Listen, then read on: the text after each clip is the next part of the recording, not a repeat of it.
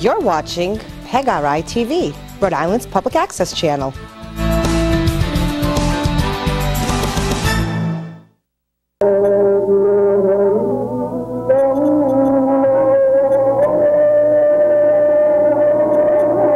Assalamu alaikum to all.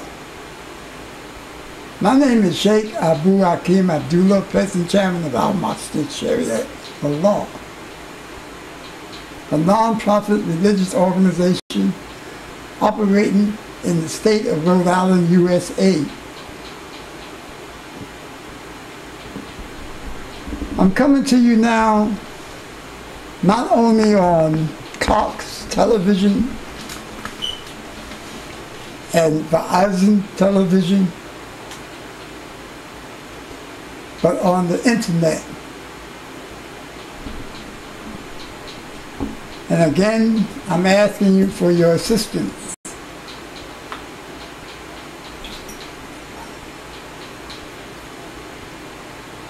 I'm asking for you to abide by the laws that Allah has laid on us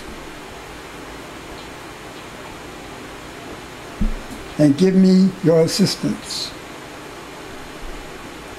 to help me and help what we're trying to do, that you be helping yourself as well. Every word I say on this TV is for your benefit and the benefit of those that fall behind the Prophet Muhammad ﷺ. This is not for me alone, because I'm serving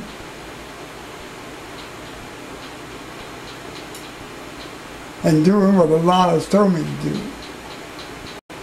I'm serving the law.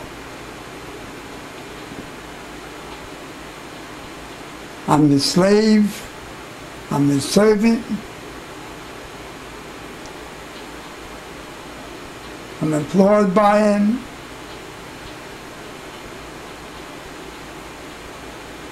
and He is my master. He is the leader of my way of life, and He has appointed second in command to the Prophet Muhammad ﷺ, which we still follow behind, as if He is living among us today. The leader of Islam speaks to us from the Quran and the Hadith. It is the law. It is not some brother sitting up on the hill. It is not some brother sitting in some penthouse or sister. It is the law.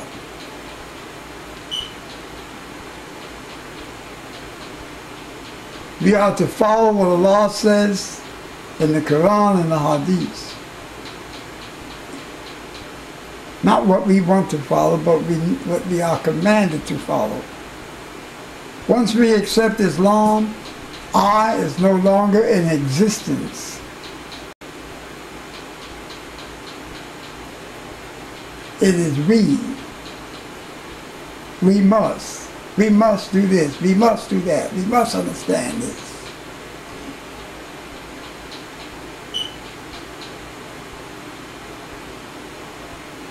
As servants of Allah and His creation,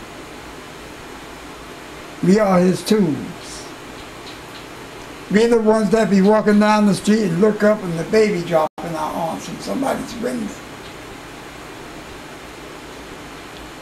We be crossing the street and the old lady falls in the middle of the street, and we stand there and stop the cars and pick up the old lady and bring her back on the sidewalk.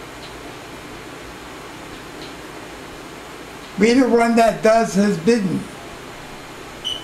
And when somebody's praying for some rent money, we're the ones that do that for them, if they do what they're supposed to be doing.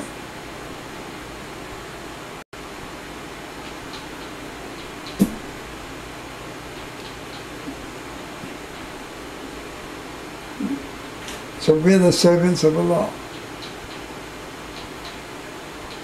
Like I said before, And I say it again, I'm going to say it every time.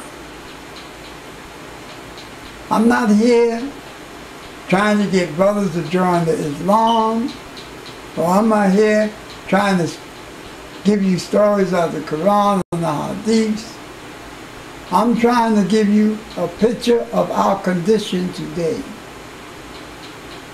and what we got to do about it. Today we got Muslims walk down the street, don't even speak to each other sometimes.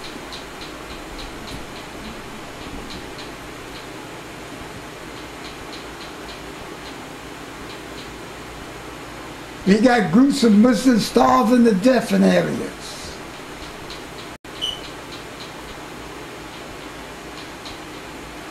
We worried about what was going on in Egypt, what was going on in Syria, what brothers turned against what Muslims in Syria, in Libya.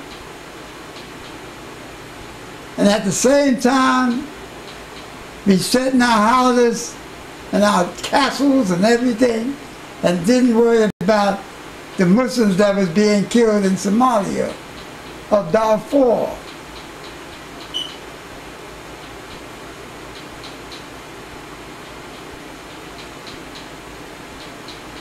We seem to be leaning in another direction than that coming about. And they still getting killed in Somalia and Darfur by those that call themselves Muslims.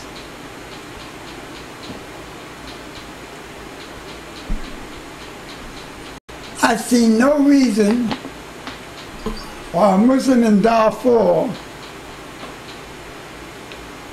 was being starved to death and killed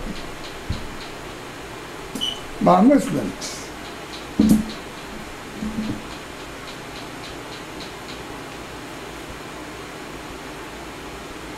And not being helped.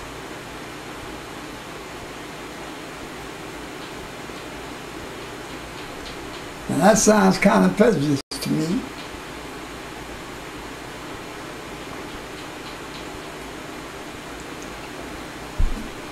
That sounds real prejudiced to me. And not because I'm a black man. I would say the same thing if I was a white man with my mind. That would still sound prejudiced to me.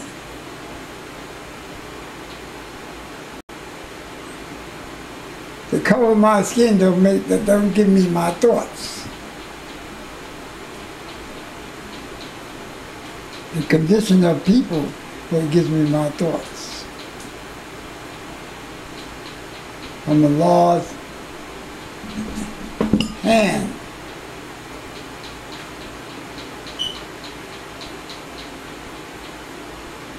It is time for us to open up factories.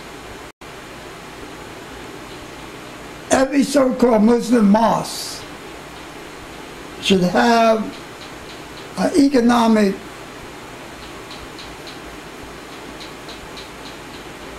development agency within it to do business with brothers overseas.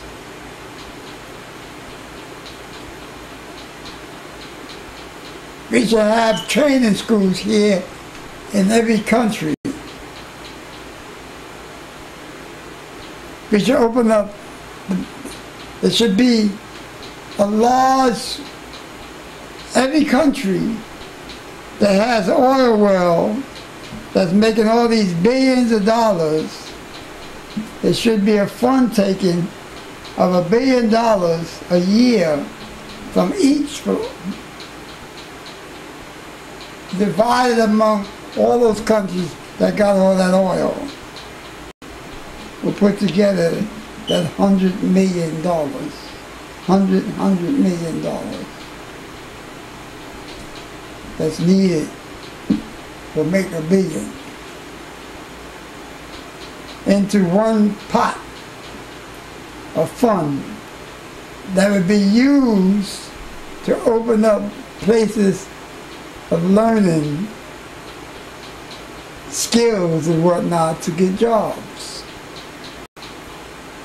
We should make sure our people that have homes and stuff do business with those that got these jobs.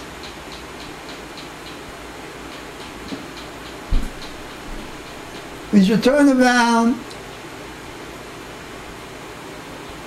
and fix boats, cars, and other things, and have trading places for brothers to come and deal in buying property and other things. Everything we purchase should be purchased through a Muslim.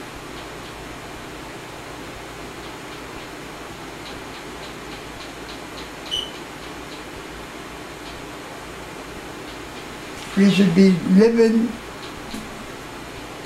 and trying to get the Muslims to live as equal with each other.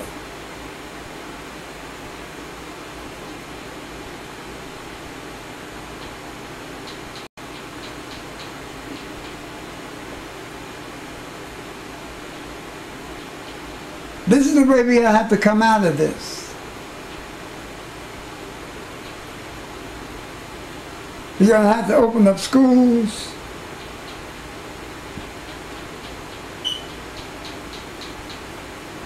hospitals, nursing homes, and other places.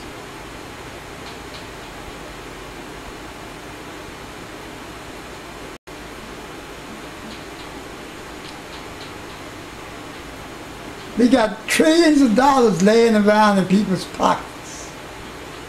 You got brothers overseas that have billions of dollars in the banks in different countries. Billions of dollars. Tell me, what does a brother need with $100 billion or $65 billion or $1 trillion? When you got brothers and sisters in countries that can't even read and write, that don't have water coming out the ground, and who's giving it to them? Who's trying to fix it for them? It's UNICEF, the Red Cross. Feed the children, save the children. All these different non-Muslim organizations is going over there and putting food in the mouths of our brothers and sisters overseas. That don't make no sense at all. Doesn't make any sense at all.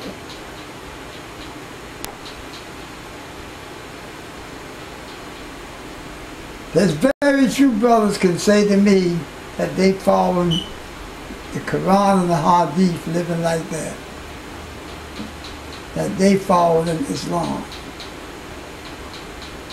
That's why what the law says in the Quran, we work towards.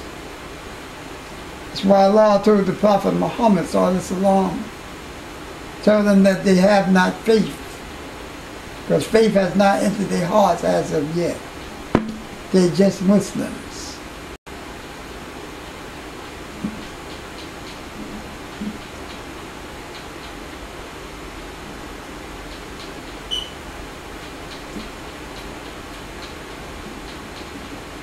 We must stand up against those that are destroying our deen, whether it be our mothers, our sisters and our brothers, our uncles and our fathers, our cousins and our nephews. We must stand up against them.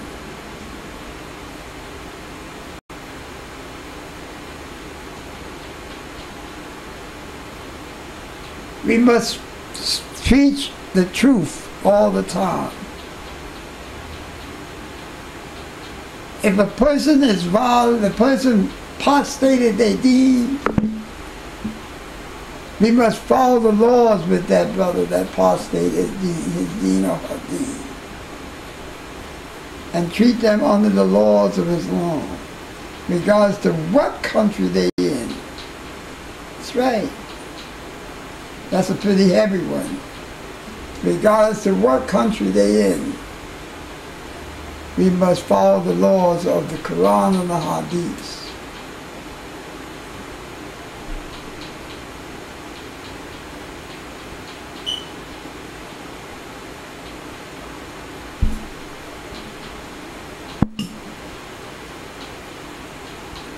On both sides of the curtain.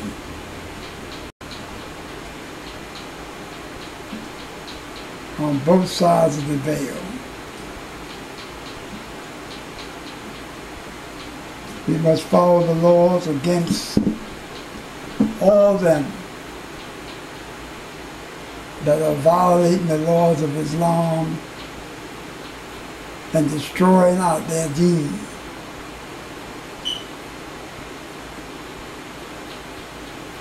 When a Muslim do something in America or anywhere in this world,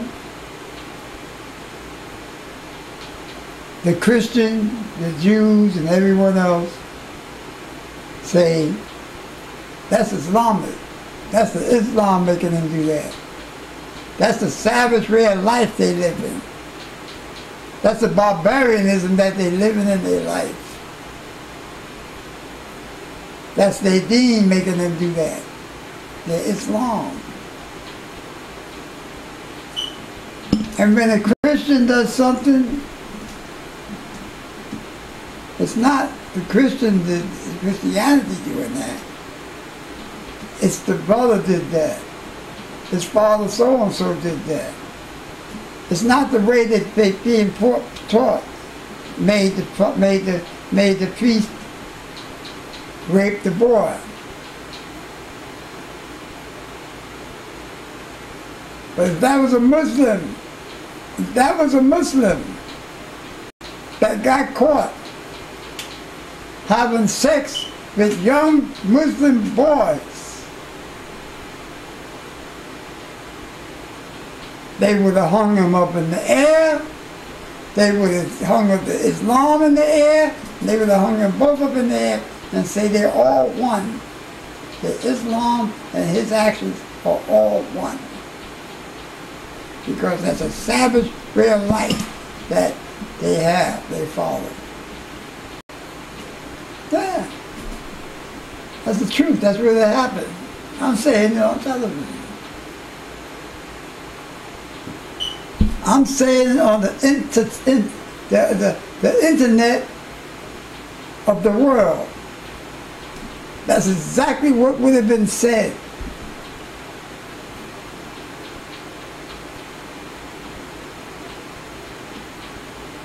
And here you standing up trying to go to bed with these people, trying to be friends with these people, trying to hug these people, trying to eat like these people, trying to dress like these people, trying to have your house designed like these people, that is falling to pieces.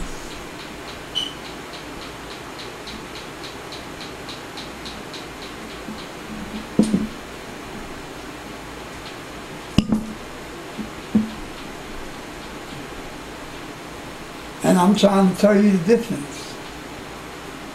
I'm not telling you to go out there like some fool and put a bomb on your chest and talking about Allahu Akbar, boom. That's stupid. Because that's not going to get us anywhere.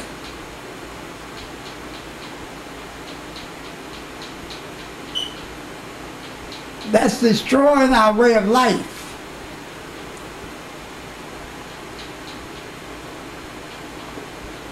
And we're not doing anything about it. That's what makes them look so stupid. That's what gives them the right to say what they're saying about us, because we're not doing anything about that. Or are we funding people that is saying something about it? This is what's happening to us. I don't see anybody giving nobody help that's out here saying what should be said. I don't see it.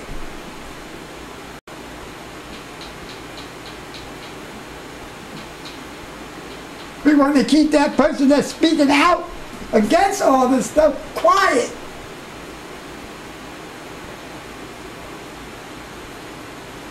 We have a problem. And it's getting bigger. It's like syphilis, it's like gonorrhea, it's like AIDS. It's growing every day, bigger and bigger and bigger and bigger, and it's eating us up.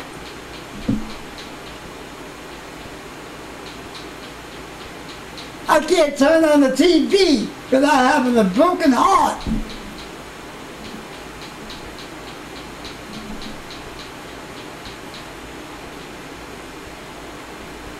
I look on the computer, everybody and his mama's on the computer. And there's more garbage on the computer, more things that's contrary to our way of life on the computer than that television set.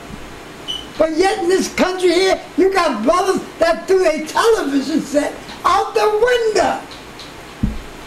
Literally picked it up and threw it out the window and told their family, you're not going to look at no more TV in this house. But here, go in the room and do all you want to do on this sick internet, on this sick sex house, on the sick television, or whatever it is. And I seen some stuff, there's some stuff on there that shouldn't be on that box. But that's the democratic way. That is what you're trying to follow, the democratic way. That if you want to urinate in that corner, all you gotta have is 10 people out of 15 say we want to urinate in that corner, and in the democratic system, you can urinate in that corner. Regardless of what that urination is doing. But all of you want to urinate in the corner. So that makes it right. That's the democratic way. The majority overrules the minority.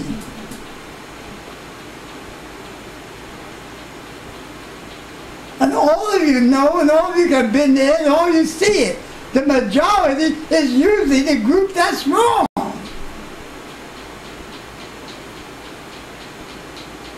Usually the group that's doing what they want to do.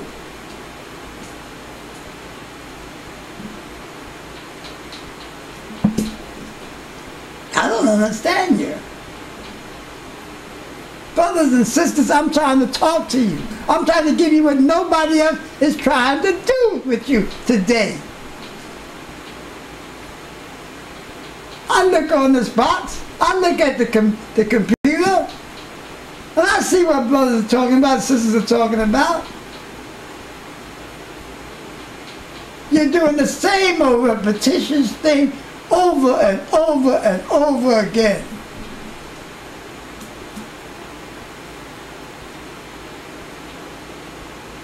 You're not fighting the conditions that we're in. You're up on the deck of this ship that's sinking, that's going like this, sinking, and you're playing shuffleboard, and you're listening to music, and you're playing table tennis, and you're doing all these things that you should be downstairs getting buckets of water out the basement. And you're not doing that. We got 30-something people, 3,000 people that died in the World Trade Center.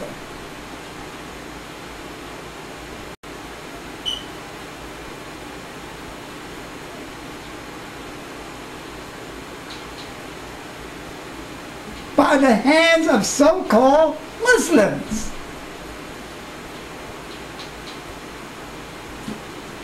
I mean, trying to say the FBI did it, the CIA did it, the secret organization did it. We got dudes, we got non-believers walking around making everybody think the government of America did it. Blew their own selves up in order to do what? Going into Iraq. It was going in there anyway. Bush had that in his mind when he became president of the United States, to get even for his father. Everybody know that, but you and me.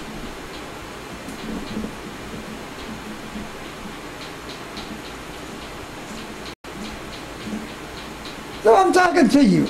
I'm talking to you straight up. I'm giving you what nobody else is trying to give you. Excuse me.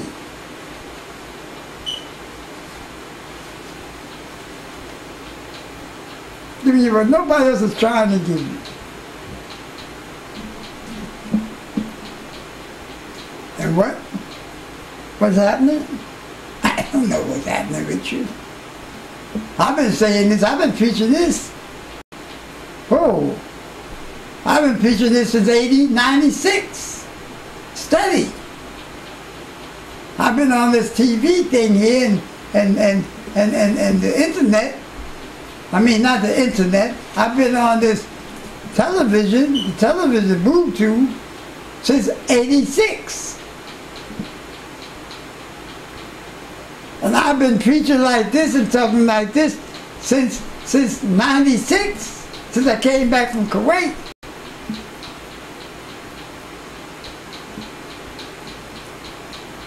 And I haven't received any kind of assistance to further my thing, what I'm doing.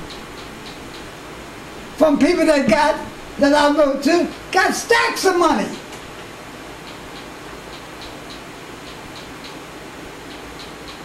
Got stacks of money.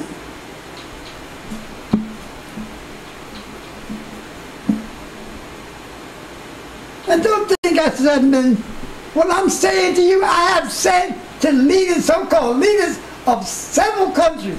I sent letters to the second in command of leaders of 40-something countries in the world, all supposed to be Muslims.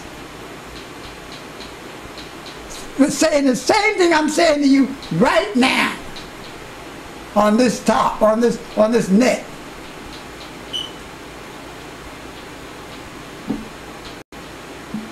And you believe, and let me, I can't, but if I told you what I had to go through in life to get on this net, this computer system, the very computer I have that I was asking for, I got it through being in the armed forces of the United States Army. As being a soldier, a veteran in the United States Army some years ago. I got a free computer.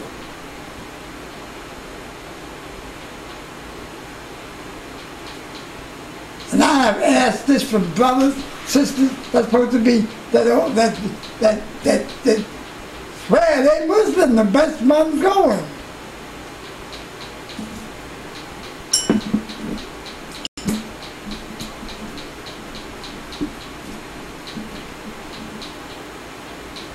But who scares them the most?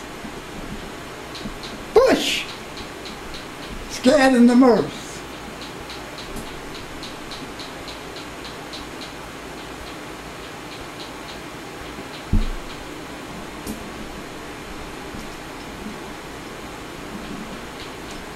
I don't know what to say to you no more. Now I'm on the net.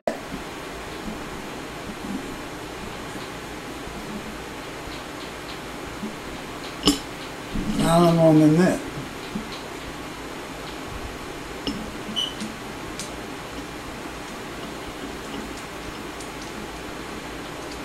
Trying so hard to reach you, you Muslims. They gotta fear, non-believers gotta fear that these newspapers and these wise politicians that don't want Islam to grow strong enough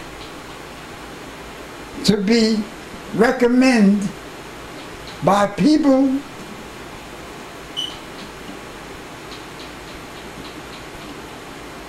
of the other worlds as acceptable to all mankind.